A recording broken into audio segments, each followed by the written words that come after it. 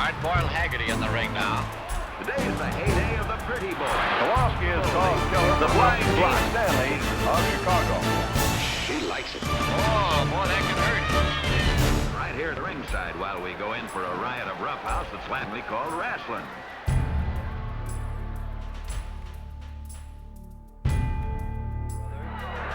There is some Florida air courtesy of Abby Rents here in California. And George is going to have a wee bit of oxygen, I believe.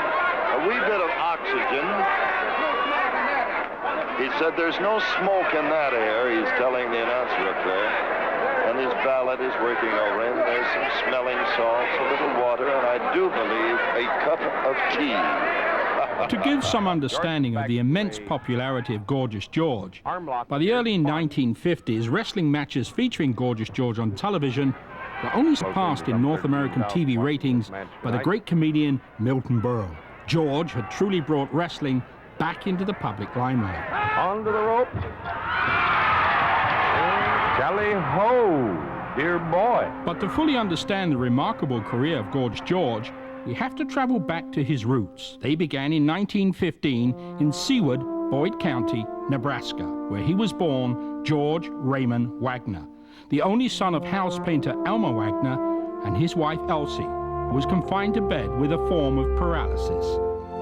These were tough times in the USA. Elmer Wagner could find no work in Seward for a house painter, and within a year of George's birth, they had first moved to Iowa and then on to Houston, Texas, where all the local talk centered around Mexico's revolutionary bandit general, Pancho Villa, and his infamous U.S. border raids, and the ongoing stark reality of a grasping depression and the seeming endless search for any kind of employment.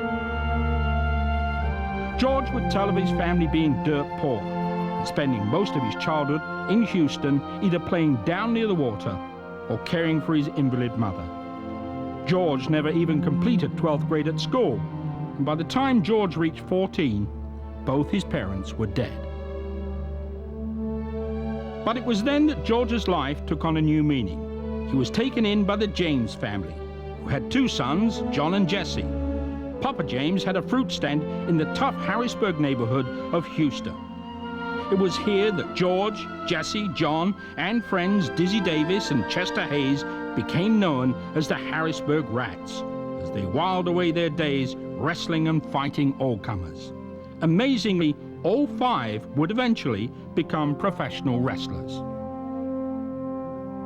By the 1950s, George Wagner had been wrestling professionally for 16 years.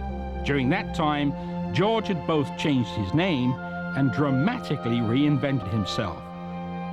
George had had what beauticians today call a makeover. In George's case, it was total. In a post-World War II redneck era, George had had the courage to portray himself as an effeminate dandy. The ensuing love-hate relationship with the wrestling fans had made George a wealthy man and TV wrestling's biggest draw. California and Hollywood were now home to George, and that is where he fought his lifelong friend Jesse James. As always, the new George was gorgeous as he strutted his way into the wrestling arena.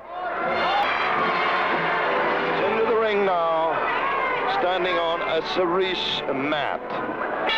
There's the bell. 2 falls out of 3, a 1-hour time limit. Gorgeous George, the human orchid.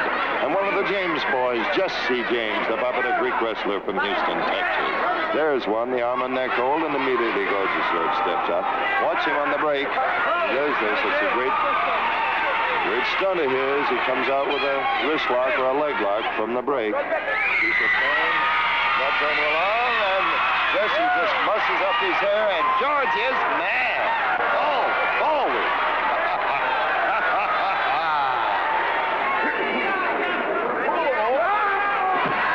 Really upended George that time and comes up with a long arm bar.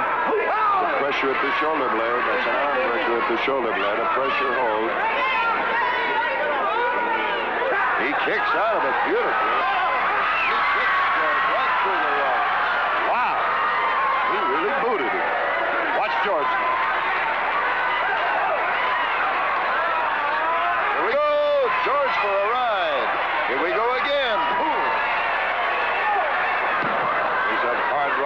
midsection. George is on the floor. Oh, that beautiful rolling flying hip lock he is. Look at that flying hip lock. It really cracks the opponent's neck. And over and under, and a body press. 1, 2, 3. That's all there is. That side headlock and that rolling flying hip lock of Gorgeous George is one of the most vicious holds in wrestling.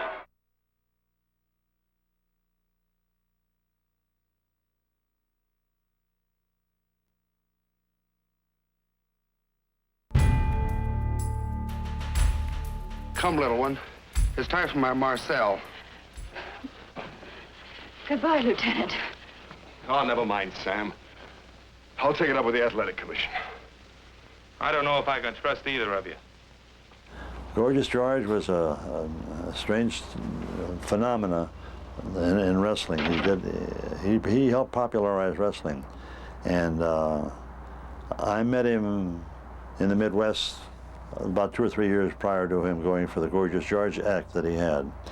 But I'm going to do a little name dropping here, and I sure don't mean to use or abuse it, but I know Bob Hope quite well.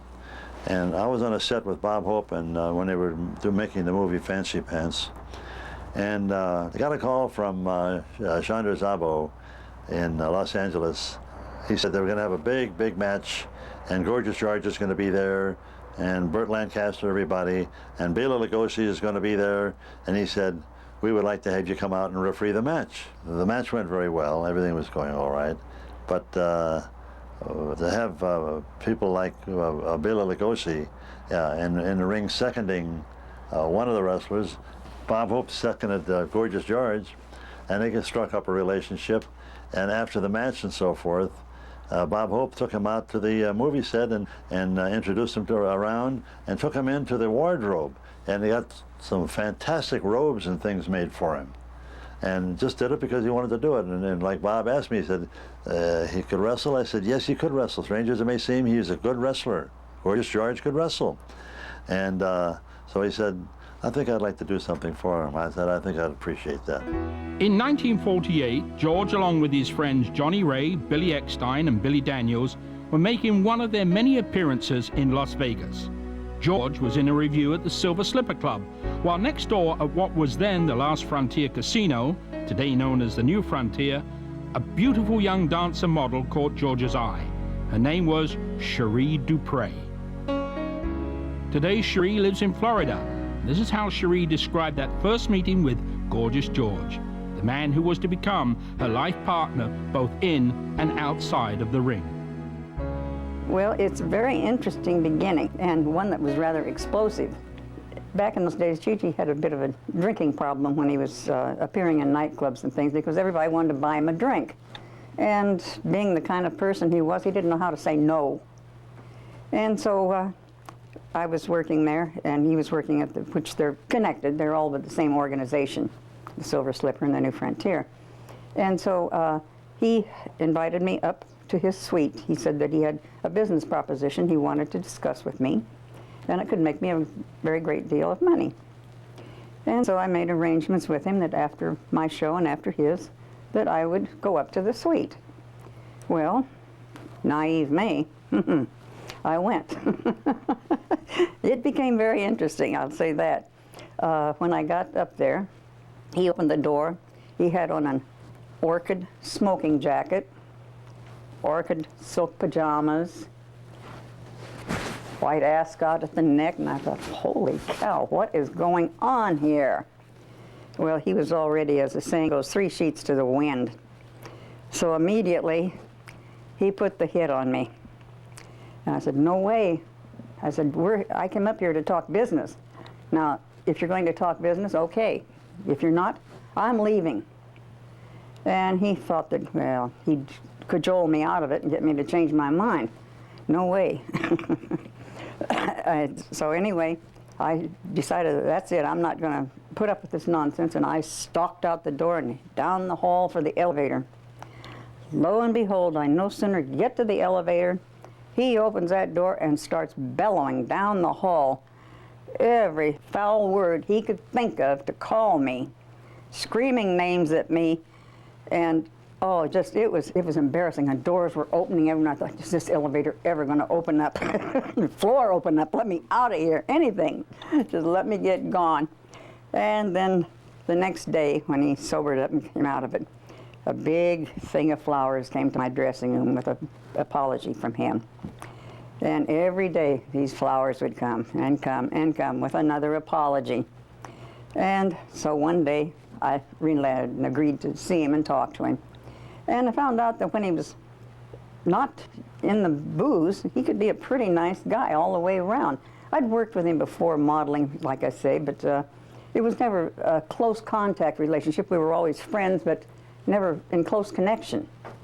But this was as close as we came, and then when I worked with him, I agreed to go ahead and work with him in the ring. And I finished my engagement there at the Frontier. And then I left with Gigi on the road.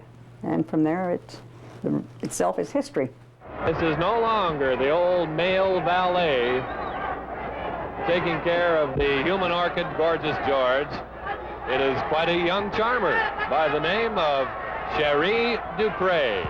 Through the 1950s, because of their antics on televised wrestling matches, George and Sheree became one of the most famous TV couples in North America. Decontaminate.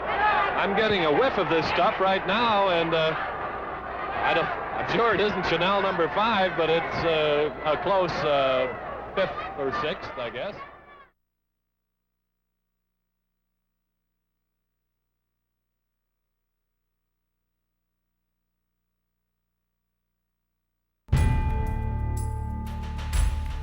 A lot of people have asked me how the spray gun came into being in the routine and in the ring.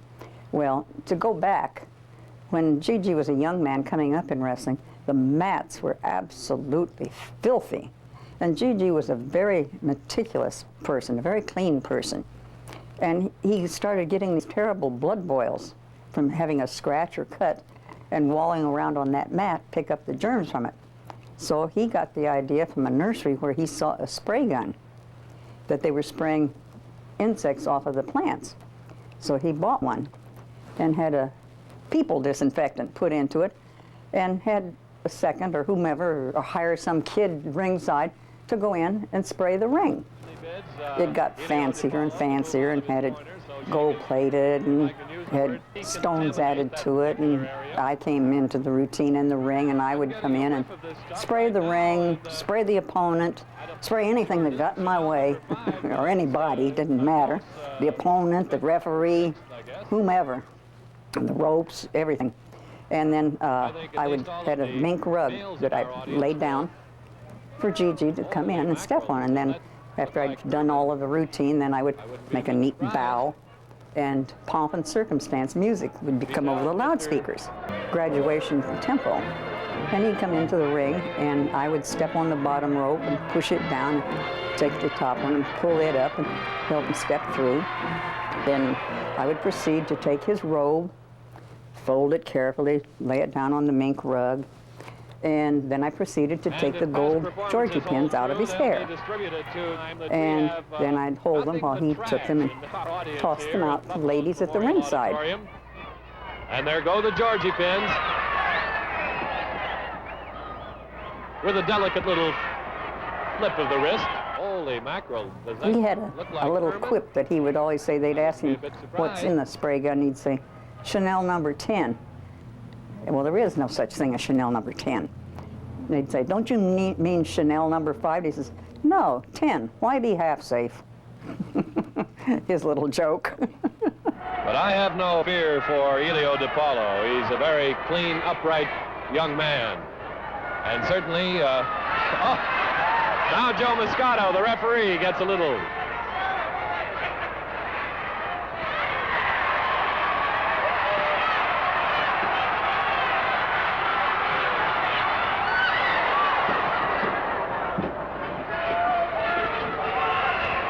This bout hasn't even gotten underway yet, if you can imagine. Sheree Dupre, the valet, was using that atomizer pretty well. And it harks back to the days of when they used it over Bob Wagner. The bout is now officially underway with an air airplane spin.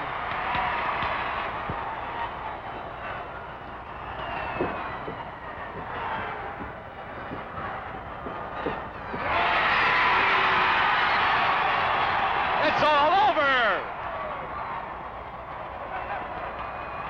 If you think Gorgeous George is dazed, you should see this crowd. They're all breaking around the ring now. Gorgeous George is completely dazed. He has no idea what's happened. Just about ready to take it out on his female valet, but she's got the atomizer in her right hand. He's blaming his defeat on his valet.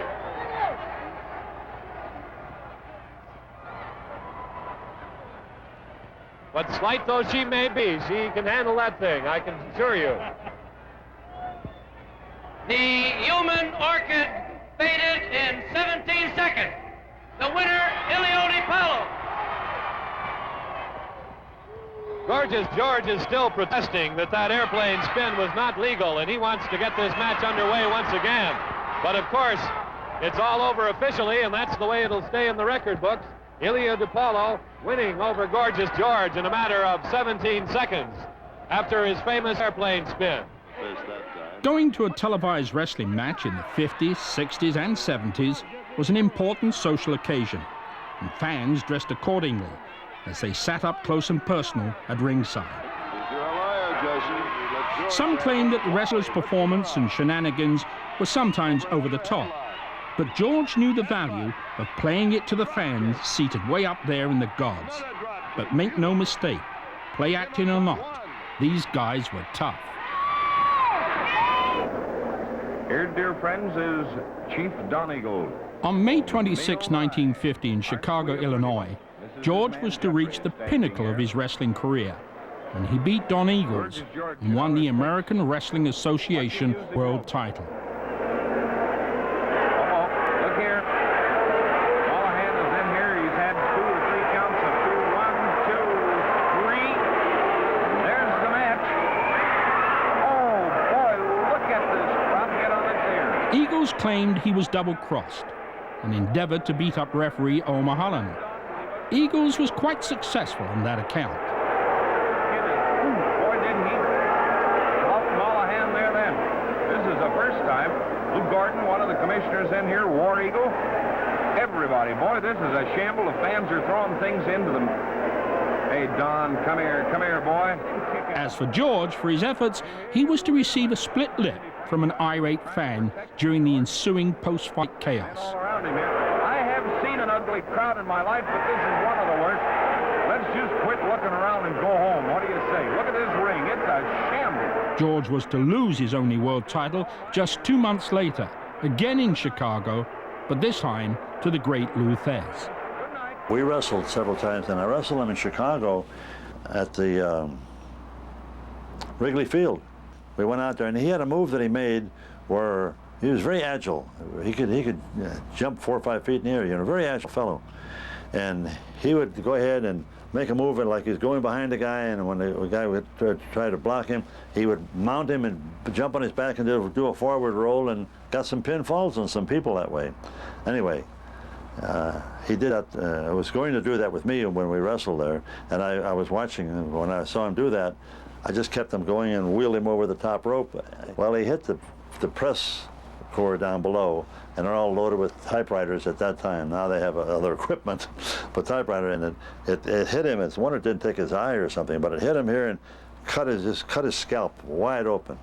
And he came in the ring, and I thought he would stay out of there, you know, because he's bleeding terribly. And he came in and attacked me. He said, "This may be the end," but he said, "I'm going to get you." I said, "It's a little late, baby." Gorgeous George brings me back to January 1950. I had just turned 17, and I was wrestling professionally in New York City. And at that time, the only thing on television was Milton Berle and wrestling about 3 times a week. And Gorgeous George was the first to bring color, bizarre, difference, showbiz type thing into professional sports. And it's not just professional wrestling now, but you're starting to see it in basketball, and you're starting to see it in football. More and more, the athletes becoming colorful. In fact, Muhammad Ali was trained by the great Red Berry on how to present himself and handle himself on the microphone. So, but back to Gorgeous George, he gave me these stitches here, so I always remember him every time I shave. By the 1960s, many famous entertainers were copying George's outrageous antics. Liberace endeavored to out-costume George, while Muhammad Ali freely admits he styled his self-adulation rhetoric after listening to George at ringside. By 1962, George had competed in over 3,000 wrestling matches, and it showed. Years of drink and gambling had finally caught up with him. He still owned Gorgeous George's ringside restaurant and bar in Van Nuys, California. He still had Sheree and their handsome son, Gary. But he also had a sickness, and he knew it would soon kill him. He came down with cirrhosis of the liver and had to go on a special diet, no fatty foods, take all this medication, no alcohol, nothing carbonated. I mean, it was very strict, and the doctor said either you follow it or in 3 weeks you're dead. Well, that scared him, and for about 8 or 9 months he followed it. Then one day he thought he was sick of fighting it. If he had to live the rest of his life the way he was having to live, not being able to eat steaks or to do the things that he wanted to do and enjoyed doing, why bother? So he started drinking again and literally drank himself to death. He died actually a pauper. He died I was a pallbearer at his funeral. And he died in a place, Glendale. He was a bartender and his wife was the waitress. And I think the wrestling office, Jules Strongbow in the office at that time was the promoter. They paid for the funeral. They put up $2,000, $1,000 each. The funeral itself cost over $10,000. That $2,000 was a drop in the bucket. I worked for over 8 years, 2 jobs, to pay off that debt. And I'm sick of other people taking credit for it. If they were paying it, why was I working my behind off? I didn't like it at all. But he had a beautiful funeral. His funeral cortege was over 4 miles long. Every celebrity you could think of was there. It was really something. Gigi, I still miss you, and I still have great love in my heart for you.